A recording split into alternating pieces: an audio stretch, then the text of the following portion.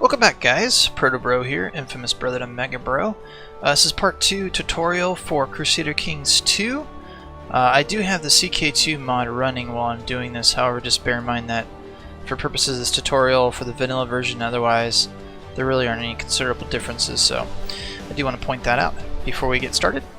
So now in this tutorial, what I'm going to do is focus on what I call kingdom management, or you know, whatever your kingdom may be, whether it's a county, duchy, or a kingdom such as we have here. Again, we're staying with William the Conqueror, or otherwise known as William the Bastard. And in this one, I'm going to focus primarily up here in the top left, go through all these various features available to you, and then we're going to go down to the county level, and I'm going to run you through the various options associated with the county level, and that will conclude this portion of the tutorial. And in the next tutorial, we'll pick up another feature of the game, with the ultimate goal here is trying to make as tight as possible, but also thoroughly as possible, a tutorial playlist that you can utilize to get yourself started at playing CK2, or you know, maybe better familiarize yourself with the game. So let's get started. Alright, so first you go up here to Council. This will be the first tab that we're going to cover here. And think of this as the various individuals who you would call to your table of advisors in the event that you needed a question raised about the, you know, management of your kingdom, or you wanted to basically delegate out certain duties to your peoples to do jobs for you that relate to your kingdom. So first you have your council, or your chancellor, which would be kind of like your secretary of state or your chief diplomat. For each one of these individuals, they have each one of these positions, they have offensive and defensive capabilities, I like to call it. So for your chancellor, his score is identified as up here, and really what you want to look for in chancellors is their personal traits here do affect their ability to be a chancellor. So one of the things that you're going to want to look for here for a chancellor is some sort of diplomacy modifier here in the characters thing. Now, if you have any questions about these different traits and how they affect things, please view the character tutorial that I will be doing, which talks about the specific character traits. So I won't go into details of that in this tutorial, but just be aware that these different traits here do modify and affect your ability of your counselor to do his job. So what you really want is you want a counselor who has some sort of counselor trait, and then also this number up here dictates the chance of firing, so to speak, whatever it is you're asking him to do. So if you're asking him to improve diplomatic relations, for example, if he has a high diplomacy skill, he's more likely to trigger one of these outcomes. So the 13% improved relations with Lord, that sort of thing. So what improved diplomacy relations really means is that you send him out to your different lords here, say Duke of York. So let's figure out here.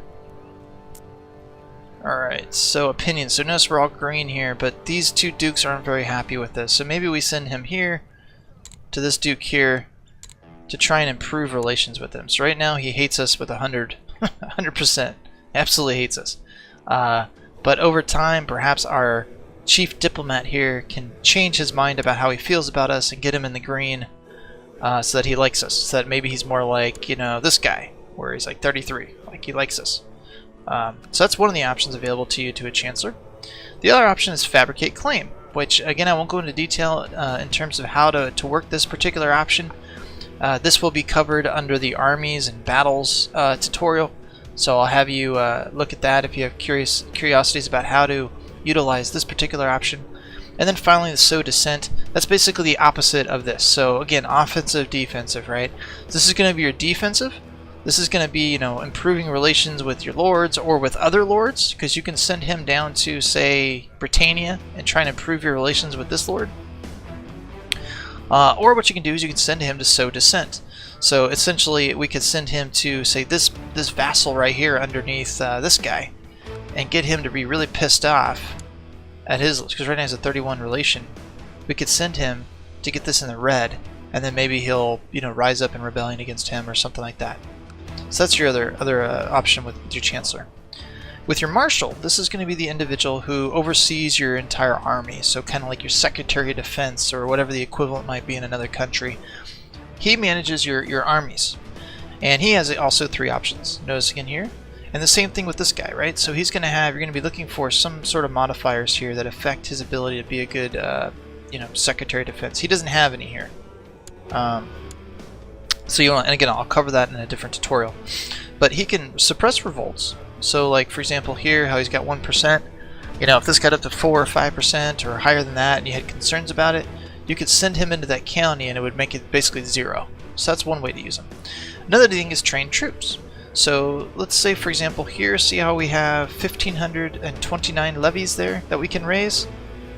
If we were to send him there, now we're up to 1854. So that's another thing, is you can have him, put him in a county and he'll raise the maximum number of levies possible to be raised there. Notice their owner martial skill 60, so that's again a character trait which we'll talk about in my character tutorial. But this modifier here and his ability to be an effective marshal will dictate the level with which he can raise that levy number. And then finally the research military tech. So for this one, research economy tech and study technology I will cover all together in one lump sum, so hold off on that. Just bear in mind that he does also have this option here, the military technology spread rate of 80% for military tech, which I will cover once we get to this tab here, technology. Okay, so bear in mind that's available. Steward, he's basically your Secretary of Treasury or whatever the equivalent might be. He handles all your money, right? So he can do a couple different things. First, again, you're looking for the stewardship skill, so you're looking to see if he has any stewardship. Now notice here, tough soldier, right? He would probably be a better marshal than he is a steward. So notice, because of this here, this is one of the things you're going to be looking for. So this would be more of a martial skill that you would want to have and put him there. But politics also plays into who you put on the cabinet, which we'll talk about in a little bit here. But he can collect taxes. So look, notice there, local tax modifier is plus 17%. So that'll increase the amount of money that you can. So here's, so you got 13.2. Can send him there. Now it's up to 15, right? And then you also get the added bonus that each year there's a possibility he may collect what's called a tithe, which is additional monies that you can put immediately into your bank account. So maybe he'll collect 50 coins in tithe, which that'll instantly be added to this overall number. So that's another possible modifier that might fire the special tithe collected. And then oversee construction. So once we get to the county tab, I show you if you're building something in your town or city, you may want to put him in that county to oversee the construction to basically make it faster. And then that research one, right? So that's your steward. Your spy master, he's basically your chief of intelligence, your CIA guy, whatever you want to call it. Again, same thing, right? You're looking for these overall numbers because this increases their effectiveness at these different things and also increases the likelihood of firing one of those special conditions. But then you also want to ensure that he has some sort of special skill here, like this guy. He's perfect. He has the highest special trait you can have to be a spy. He's got elusive shadow. How do I know this is the highest? Because notice that intrigue is plus 9. So it goes in forms of 3. So you got 3, 6, and 9. So if you have a 9 modifier, that guy has the highest level of that specific trait. So he's elusive shadow. It means he's built for this job. This goes directly to this right here. So if he not only had a high intrigue number, but then he also had this, that's the kind of guy you want to have in this particular job. Same with treasury, right? You want to have a guy who's got high stewardship plus some sort of stewardship character trait or specific modifier. So this guy's got high intrigue, and what does he do? He can basically scheme or build spy network or technology. So scheming is kind of your offensive use of your spy master. And what does that mean? It means you could send him out anywhere in your area. Let's see here. And what he will do is he will include plot discovery chance. So we can basically send him up here to see if this Duke is up to anything, any kind of no good. But also what we can do is use him to undermine. So you undermine faction member.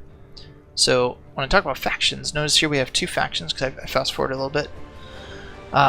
This guy right here has a negative 100% opinion of us. So you have to imagine the faction that he started, this prosperity faction, is not going to be very favorable to us. So maybe what we want to do is we would send our spy master up here to undermine him, his effectiveness as a faction member. I'll explain factions in a little bit. Just kind of keep in mind that this is one way to deal with your factions, is to use this scheming. But then also to uncover plots, right? So kind of know what's going on. Basically all the subterfuge and underhandedness that's going on in your kingdom, you can use him to kind of detect that. Okay. Build spy network. What this will do is basically increases your plot power. So anytime you're engaged in a plot, which we'll talk about once we get to the intrigue tab, this will increase the chance that you'll succeed in whatever plot you're engaged in. But then also it increases your kind of defensive way, your likelihood of detecting plots that are going on against you, or that are going on in your kingdom. That's why it's only here. It's your home realm. And so what happens if I put him here and did this defensive use of the spy network, what would happen is occasionally here under this decisions tab, you'll from time to time get a thing where you can trigger it and it'll increase your plot power up here. And then you know, every so many months or something that you have your spy master, he'll have that chance to keep beefing up your plot power, which I'll get to in a moment. All right. So again, scheming, which plot discovery chance, but it also helps you kind of control your faction members. But then also spy network, which is your defensive means of detecting plots against you. It's a good way to protect your lord from, you know, assassination plots or those kind of things that are going on in your court, so to speak, right? So your court being here, the rest of your kingdom's here. So really, I think the spy master probably has some of the most diverse means of use you can use in your kingdom. And then finally, your court chaplain. Again, notice here he's got this mastermind theologian. So learning +9. That's how you know he's best suited for this particular job. This is the thing you're going to be looking for in terms of a bishop and a court chaplain. And he also has 3 options: improve religious relations. So you might send him to improve relations with a bishop in your realm that does not like you very much. You would send him there. Research cultural tech, which I'll cover like I'm going to these 3. So we'll talk about that in a moment. And then proselytize. Cannot talk. What that essentially means is that it converts counties. So if you got a, say you take over a Norse or pagan county, you would send him there to turn them, you know, Catholic. Or if there's a heretic religion in your kingdom, you would send him there to basically convert them back to Catholicism. And same thing too for individuals. So if you have people in your court or people in a county that are heretic faith or pagan faith, you would send them there to turn them Catholic. That's how you use that. Alright, so say we did improve, let's see, let's find someone that's not too happy with this. So he only has 1, right? So we might send our priest there, which now means that our priest is here, our court chaplain, and he is trying to improve relations with this guy, trying to turn it from like 1 up to, you know, 20 or 30. And the higher that their loyalty is to us, the more they're going to pay us money. Which in the religious tutorial, which I'm going to do a separate tutorial on religion, I'll cover all that about how to handle bishops and religion and all that sort of thing. Okay. And then it'll probably be a 2-part because there's the feudal religious system, but then there's also the kind of tribal religious system, which is a little bit different than the feudal. So. Alright, so that is your positions within your cabinet. Then there's titles. So what you can do is you can give people titles. So that the bigger the kingdom you are, the more titles you have to get out. So if you're just a count, you only have a handful of titles you can give to people in your court. If you're a duke, you have more titles. And then if you're king, you have more titles. So let's start from the top here just really quick. Designated regent. This is the person who handles your affairs while you're away, whether you're, you know, sick and incapacitated or away on pilgrimage or whatever. This would be the person who's managing your affairs while you're gone. Obviously, you want it to be somebody that you trust. If you don't trust them, you know, things could get hairy. Your court physician is someone who's going to basically treat you or people of your court or your children when they're sick. So you obviously want their learning to be very high. So you want this trait right here, this state learning, you want this to be very high. So that's the person you would assign there. The court dwarf and the court jester are basically the notice the opinions +10 gives a plus salary plus prestige to people. So for whatever reason, it's a matter of pride to give this out. But a court jester is very much the opposite. So someone that you basically want to encourage to rebel against you, or someone that you really hate, you give them this title. To almost kind of poke at them, right? Kind of say, hey, look, you're now the laughing stock of the realm. What are you going to do about it? So like this guy here, we might give him the court jester, right? So we might go to award honorary title, which I'll cover this more specifically in the characters tutorial, but I just want to kind of show you. So if we were to give him the court jester, because he already hates us, there you go. Now he is the court jester. And he is now probably further hates us because look at that. Where are we at? Court jester, -5. Alright. So this is under minor tabs, and then again, these are just kind of honorary titles. They don't really have any play in terms of specific consequences, except they do give an opinion modifier to your to people that you would give them to, from Swan all the way down to Cynical. Okay. Commanders, these are the only ones that can actually field your armies, and I'll go into this more detail in the army and battle tutorial, so I won't cover that right now. And then here's your council, right? So this is basically your positions is the same thing as your council.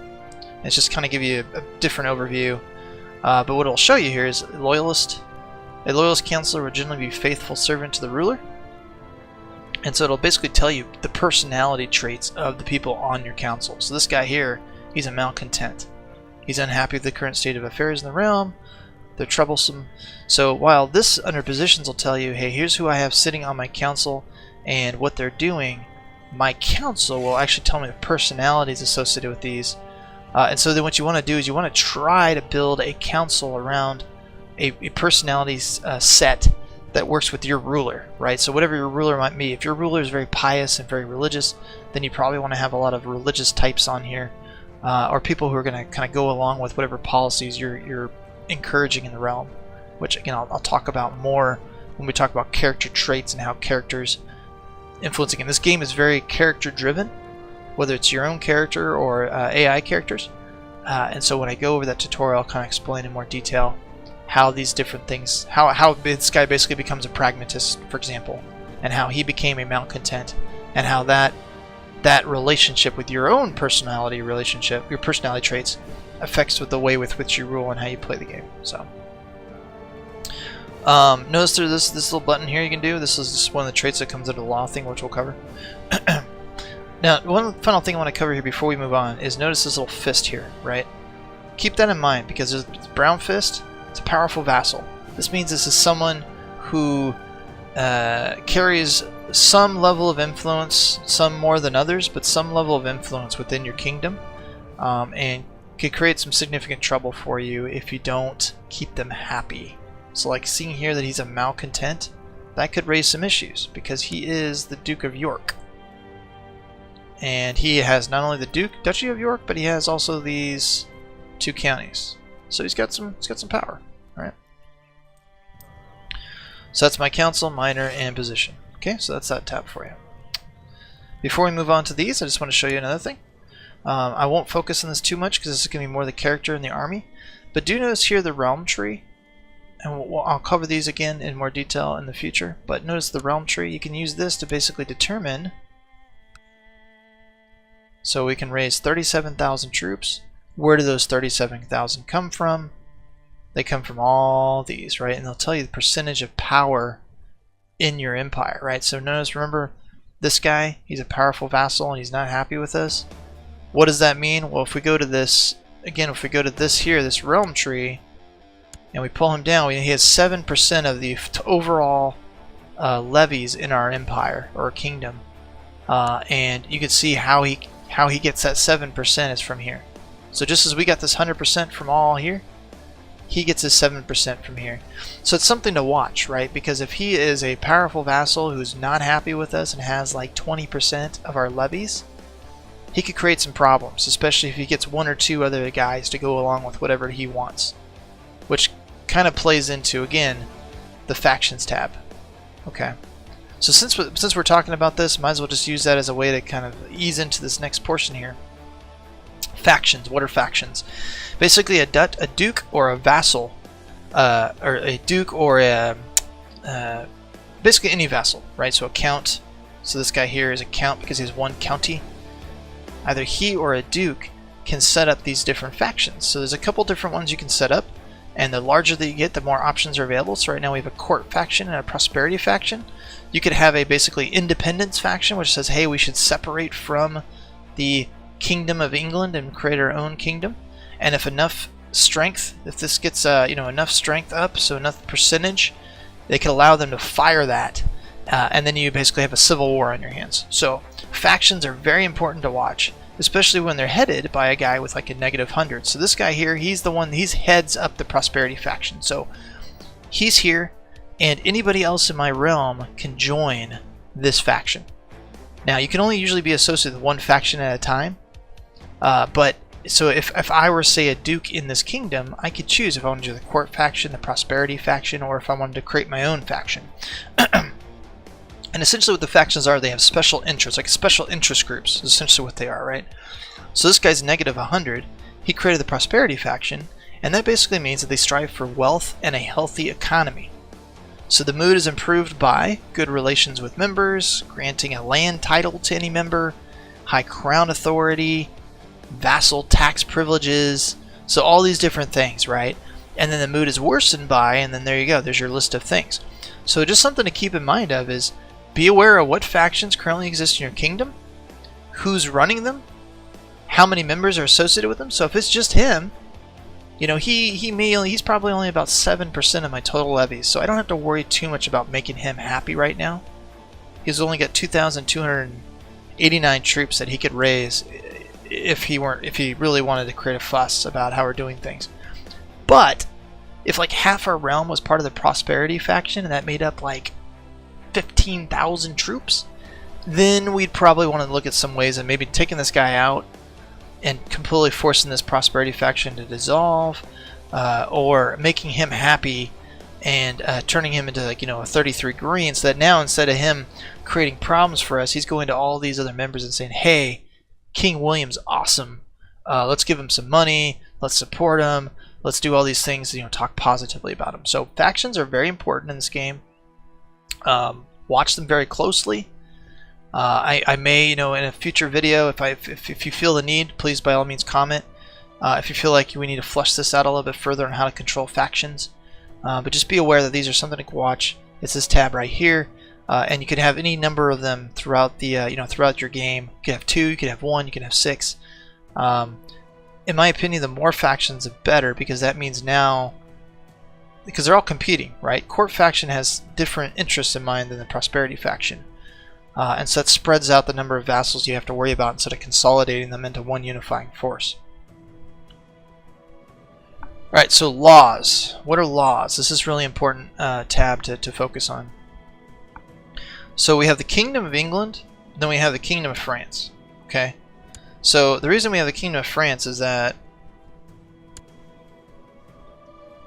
to be honest with you, I have no idea why we have the Kingdom of France. So I'm not gonna focus on that too much to figure out the mechanics here. But we are the King of England right now, so we have as our royal laws of England, inheritance, realm, obligation, council. And I want to say, because we're the Duke of Normandy, that's why we fall under here.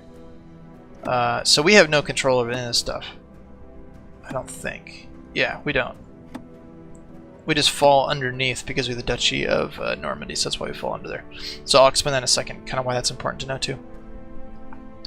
But your inheritance tab is very, very important. This dictates the method by which you will pass on your bloodline, right? Depending on how you want to play and what culture you play, inheritance plays a big part, right? So as England, we kind of have your stereotypical agnatic, cognatic primogeniture, which basically means your oldest son will inherit, and if you don't have any sons, then your daughter will inherit, right? So we have your main heir here, Prince Robert. He's our oldest, he's 13, and then you have what's called pretenders. So you get 12, 11, so we only have 2 other boys and we have the rest are girls, so that's why the girls are lined up here in order. So primogeniture is the easiest method of inheritance because you don't really have to do a whole lot, right? I mean, you got your oldest son here who's going to be your next king, and you don't have to worry about split inheritance like you do with Gavelkind, which I'll explain in a second, and that sort of thing. I may end up doing a separate video just going over this in very much, much more detail. But just bear in mind, you know, you can affect the inheritance method by which your kingdom kind of proceeds forward in its life. Agnostic is going to be your only males can inherit. So say you have primogenitor, but you want to make it agnostic only. That means you would cut out any females in the line of succession, which, you know, could make things a little cleaner, because then you have less in your bloodline that have a claim to the King of England. However, it also increases the likelihood that your bloodline might die off from inheritance, because now instead of having 6 possible inheritors, you have 3. Say 2 of them get sick and die, then you're down to 1. Now you're freaking out, because if this one doesn't have any kids soon, your entire bloodline dies off and you lose the game, right? So things to consider. Right now we have primogenitor, male, female. Okay. Absolute cognatic is women inherit on the same grounds as men do. So it'd be basically if she was 14 instead of 13, she'd be first in line. Now that's a different story altogether. Having women rulers, you know, Middle Ages was very chauvinistic, and so women were not necessarily favored to hold the crown of England. And actually, a lot of civil wars in England started because women were ruling as opposed to men. So, and then you have your succession laws, right? So after a certain time in ruling, you can then have the option, if you want, to change the inheritance laws. So maybe you want to go with an elective monarchy. You know, instead of having your oldest son inheriting, maybe you want some sort of decision-making authority over who is going to rule. So notice here, the ruler and each lower-ranking vassal can nominate a successor from among themselves and legitimate children. So now you're opening up to everybody, right? So it's kind of dangerous, because now, you know, maybe you have your bloodline, and then some, you know, one of the powerful dukes puts himself up, or, you know, his kids to succeed the crown. Again, so a lot of different options, a lot of different ways to play. I think it definitely adds a lot of flavor to the game. So that's inheritance. Under the Kingdom of England, by the way, be sure you have this tab correctly, because this just tells you, hey, we have a duchy under the Kingdom of France. This just tells us how inheritance laws are. So they also have male only primogenitors, so male only, all males, and the oldest male in the line of succession inherits, and then that stuff. But so this is all France though, because we have this here. So go back here. All right, realm. So the crown authority, investiture, controlled realm inheritance, administration. So under crown authority, basically, you know, there's pluses and minuses to having this minimum or high, right? So if we went low, notice the modifiers. Vassal minimum levies go up by 5%. Our diminished size goes up 1 to 9 instead of it being 8, and our vassal limit goes up to 7. But right, so vassal limit will go up if we have crown authority low. But look at the advantages we get having medium. Medium, we get 10% levies instead of 5%, and we have a 2 plus 2 diminished size instead of 1. But here's the kicker, right? Vassal limit 4 instead of 7, and vassal opinion -5. So if you think about it this way, right, the more you centralize your government and divest power from your dukes and your vassals, the more pissed off they're going to get at you, right? So as a king, you want as much authority as you can get, but you also have to balance that with vassal opinion.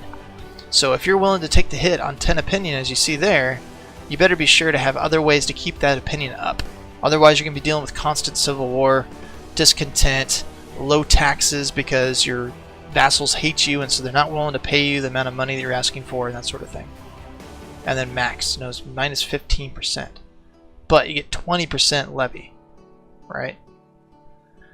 Investiture, this law determines who appoints priests, the head of the religion, or the secular liege. So free means we choose our own bishops. So I'll go over this in more detail under the religious tutorial. Head, though, that improves your relation drastically with the Pope, because you're basically telling the Pope, hey, you run your church the way you want to, I'm staying out of it. Controlled realm inheritance. So again, free vassal titles do not have any special regulations. Illegal basically means that it can't pass outside of your realm. This is really big, actually. This is one of the main reasons why you want to get to medium crown authority, in my opinion. Now it means that the Duke of York, if he has a brother down in, say, France, having that as illegal means that his inheritance can't pass on to the Kingdom of France. It has to stay within here. So if the brother of the Duke of York is in France and we have it as illegal, that means we become the inheritors instead of the brother, because the brother is outside the kingdom and we say it's illegal. So I think it's very important. It's a good controller on keeping your kingdom from falling apart, especially later in the game once people have started intermarrying with other realms and that sort of thing. Administration. So again, you have feudal society hierarchy of landed lords, whereas with late allows additional succession laws. Okay, so that's under realms. So again, these are all the different options available to you as you play. Usually what will happen is if you do one of these, you gotta wait so many years before you can affect another one. So you gotta kind of prioritize. So if I had high open, I'd have to decide what's more important to me, try and go for high crown authority or illegal inheritance. And then also bear in mind it's not automatic, because it's gotta put forth a vote to your vassals. So high crown authority is you're gonna meet a lot of resistance from your vassals. So unless your vassals already like you, they're not likely to go along with supporting you. So like, he's definitely not going to support us because he hates us already. He's not going to support us. He's got negative 62. And these two guys carry a lot of votes because they're two of the larger vassals in our realm. And so you're going to want to get either your puppets in positions here that really like you, or get these guys to like you or whatever before you move forward with something like this, because otherwise it'll just sit there. Right? So let me just show you here. Let's go with illegal.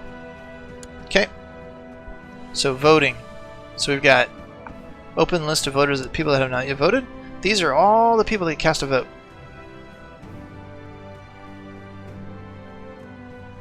Opposed to regulated inheritance. And you need to get, I think, a majority, something like that. Alright. Sometimes these things will pass fast because if it's like, say, low crown authority, there's not a lot of resistance that you'll meet from that. But something like this, maybe, they might be pretty opposed to it. Alright, vassal obligations. Again, this is, no kidding, what it's called, vassal obligations, and you've got it broken down by feudal focus, feudal obligations, clergy. So again, depending on how you want to play, right? I mean, if you want to be very clergy focused, maybe you have very favorable attributes for clergy, and then you make up for it in feudal. And again, you can kind of adjust these things as you want. They're very self-explanatory in terms of what they do. This is again under obligations and under law obligations. So just to illustrate how this works, right now we have noble, vassal, max levy is 10%. This is like the dukes and the counts, what they will give us in times of war when we call upon them to support us. Here we only get 5% instead of 10, but now they're giving us money, right? So now we're getting money up here instead of troops. And then here you're getting just money. Okay, and then they actually less 5% less troops, but more money. So they're already going to give you so many troops to begin with, but then this is a way to kind of further hone and customize the way with which you want to manage your kingdom. So if your vassals already giving you say 500 troops, you want it to be more. So now it's 550 now instead of 500, or it's 525, but then they're going to give you a 3% additional tax on top of what they're already giving you. Okay, and same thing here, right? So further way to affect your focus, and same with clergy. So it's obligations, and then your council. I don't use this tab a whole lot because I really just kind of keep it like this. But if you really want to make your council happy with you, you can give them more power. So right, I like to keep a very tight control over my council. So I like to be able to banish, so the council can basically vote to banish somebody. If you were to switch it to here, right now we have sole control over that. Imprisonment, council members vote on imprisonment issues. We can switch that to ruler. So again, you can make the council a much more almost like democratic kind of council, or you can make it very dictatorial, kind of like we have here. We have almost absolute control over anything that happens in your council. Okay, so that's under law. Technology. This basically dictates, really, well, several things. So first, with the military advances, this will determine, right? Like for example, light infantry. This will give you modifiers for that all the way down. Okay. Economy, it's exactly what it says, right? So castle infrastructure. This will allow you, so this basically tab here is basically unlock. I call it the unlock tab. It basically unlocks a lot of new projects for you to build. So as you can see here, town infrastructure 3 allows you to build university 1, courts, all that sort of thing. Improve keeps, again, unlock things. Trade practices is really the only one that's not an unlock thing. It does unlock ports, but it gives you trade value of 23%. So that's obviously a bonus attribute rather than an unlock attribute. And then construction's kind of your, right, there you go, local build time, all that stuff. Although it does decrease the cost, which that can be very helpful, right? And then cultural advances. So this is really important tab, because what it does is it helps you, you know, alleviate. Like, so say we went to here, realm, and we increased it to high. Now we get the -10 with feudal vassals and church vassals. Well, maybe we can go under here. We can go under, not that one. I think it's majesty.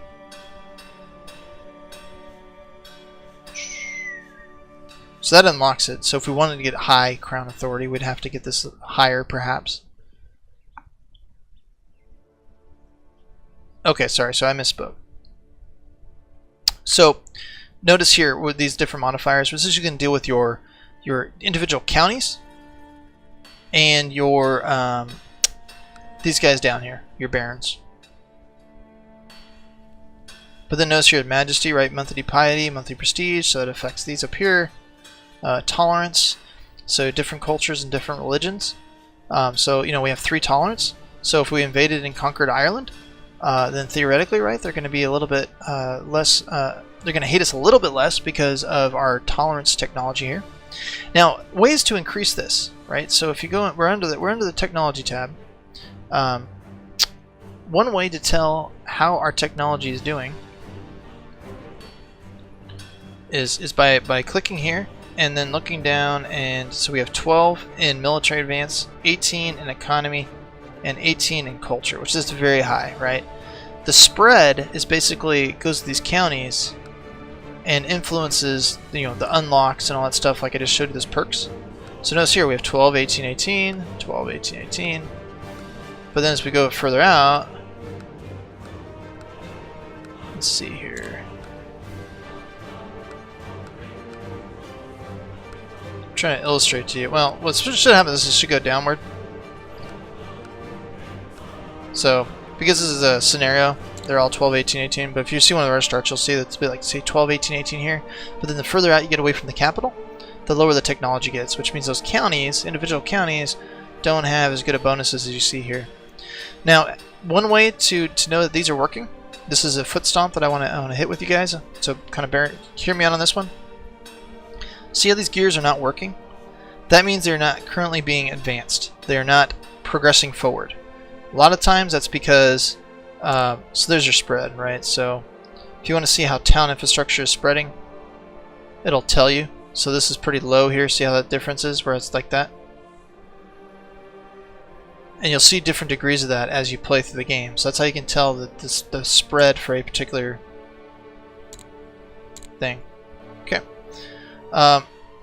But see how these gears are not moving? That means that they're not currently being researched, for lack of a better thing. So,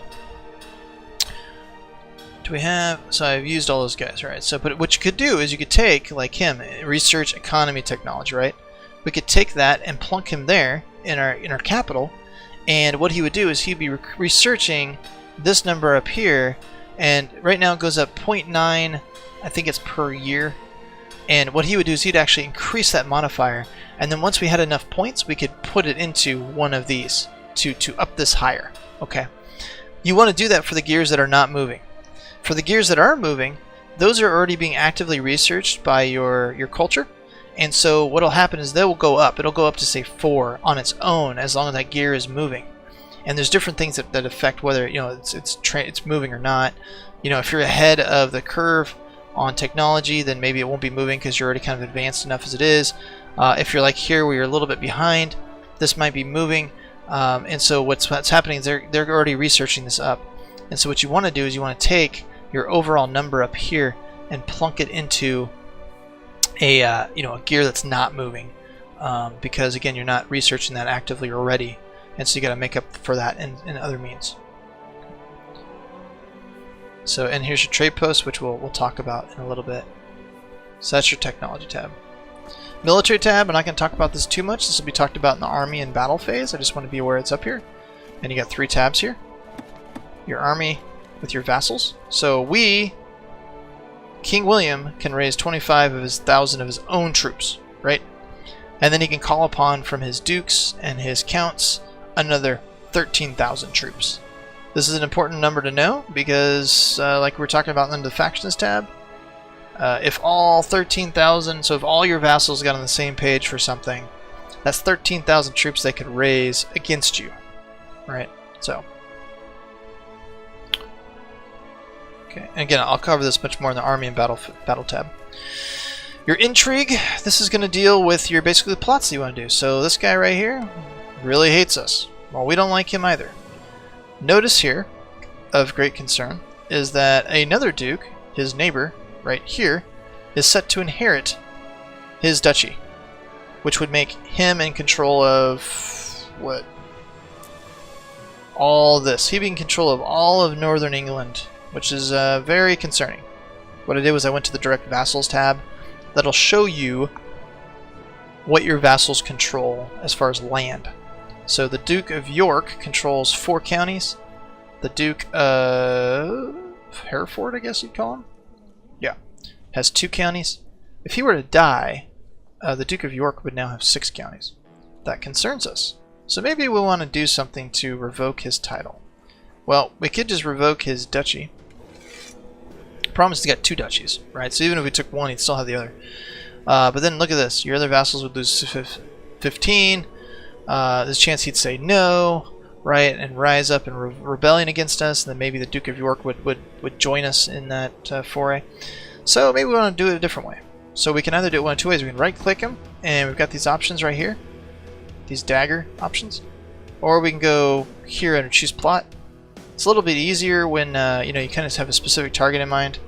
Notice here, this gives you all of your plots available to you. So I think instead, in this case, since we have a specific target in mind, we're going to go here. So we're going to fabricate heresy. Okay, that's just for the heck of it. So now we're under here. Here you go. Accuse him of heresy. All right, and then what you do is hit the plus thing, and what you do is you can find people. So thumbs down means they refuse to join you in your plot. This hand means they can be bribed. So if you were to, like, say, right-click him, right now he says no, but if you were to send him a gift, now he'll say yes. Okay, and then the thumbs up is yes, they will join you. Okay, so you can invite to plot. All right. One of the best ways to do this, in my opinion, is go for plot power. So that'll tell you. So if he's got 81% plot power, that's going to raise that up 81% from 43%. That means he's really good at what he does. He's probably, so yeah, he's the spy master in Hereford. So he's his spy master. So if you got his spy master on board with this, it would drastically improve the plot power. For whatever reason, you know, he isn't agreeable to doing this with us, either because he, you know, likes him a lot, or he really dislikes us. You know, who knows? But right now it's a no. But notice he has a 31%, so he probably is one of his barons, right? So we invite him to the plot, and then what will happen is that these will all join. So right now we only have 43%, right?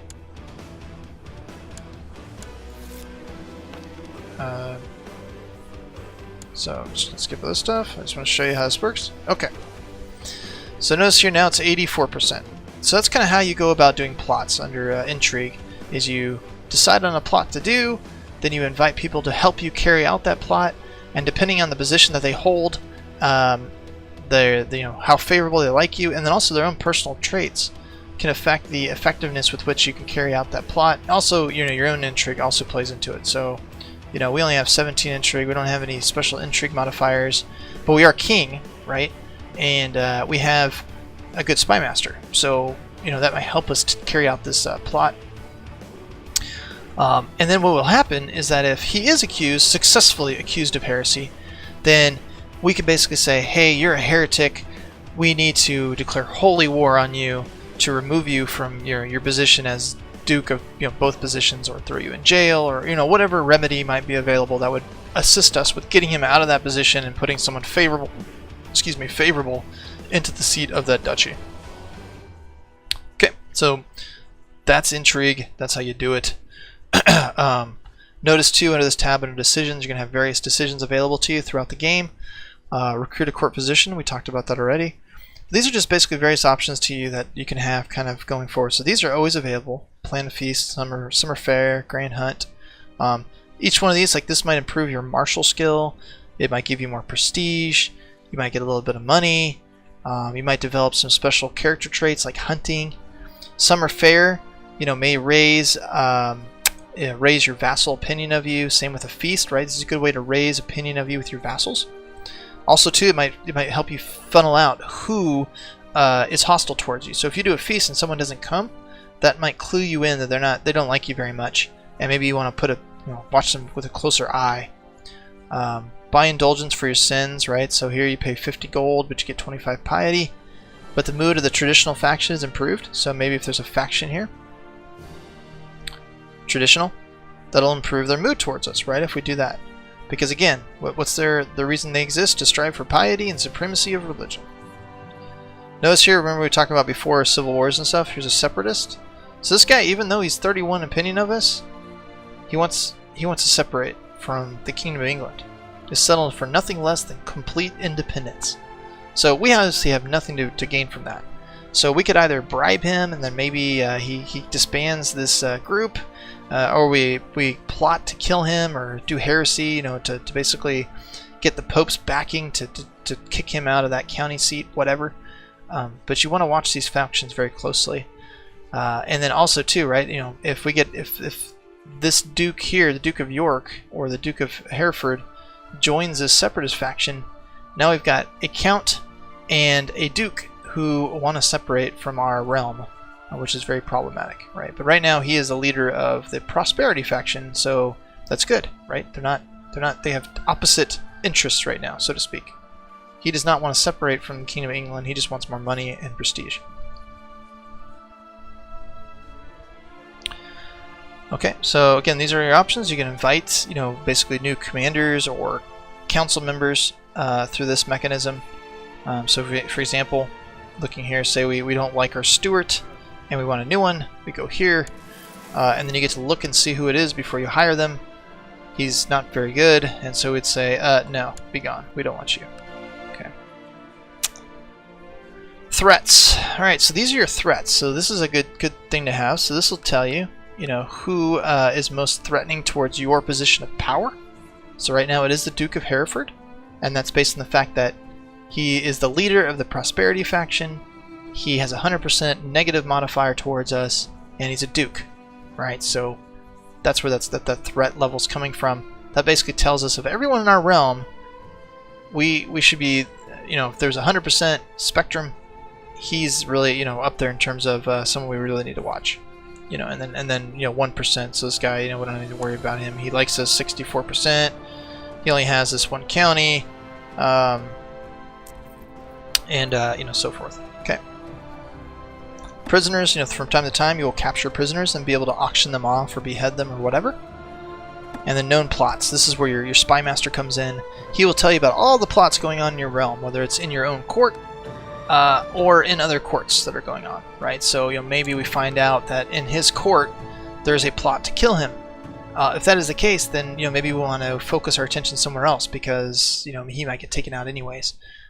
Or in the case here, right, where he's got another duke who's going to inherit, and the plot is to kill him, and maybe he's the one behind the plot. We want to take him out because we don't want him to get both duchies, right? So hopefully that makes sense. Went over the factions already. And then finally religion. I'm not going to cover this very much because again I'm going to cover it under the religion tutorial. But here, as you can see, the faith that we're associated with, the leader of that faith, Pope Alexander II, and then the various bishops within your own realm. So these are the ones that are within your own realm, along with the various their opinion towards you versus their opinion towards a pope. So notice here, Bishop Stingend only has +3 opinion towards the Pope, but he likes us with +21, and therefore this makes a big deal because that means he's paying us taxes. If he liked the Pope more than us, he'd be paying the Pope taxes. So that is where this is big, right? Even if a Pope has a favorable opinion of you, it may not be high enough, right? So he likes us by 2, but he likes the Pope by 13, which means he's paying the Pope his portion of his tithes or his taxes, and not us, even though he does like us. All right. So that concludes the top left portion here, the tabs available to you. Again, I know it's a lot, so I apologize if I threw a lot on you. Second part of this tutorial of kingdom management is going to focus on your individual county at your county level. We're going to talk about all the different features associated with this, what they all do, and then we will also talk about in terms of dealing with basically the allocation and delegation of authority within your kingdom. So creating new duchies, the methodology behind that, creating new counts, basically creating a feudal kingdom, which is kind of what we already have here. We already kind of the start of a feudal kingdom. We have a couple dukes, we got a couple vassals, but obviously if you look at the direct vassal tab, we currently, King William owns all of this, and we are only allowed to own 8 counties. So that means we need to give away, what is that, 11 counties. And how do we do that? How do we give away 11 counties in a way that does not set us up for failure? Whether that's reduced troop levels or rebellions or whatnot. So I'm going to cover those 2 options. Again, the county tab and then the delegation of your realm in the next video. So please hang around, and I'll check you guys out on the flip side.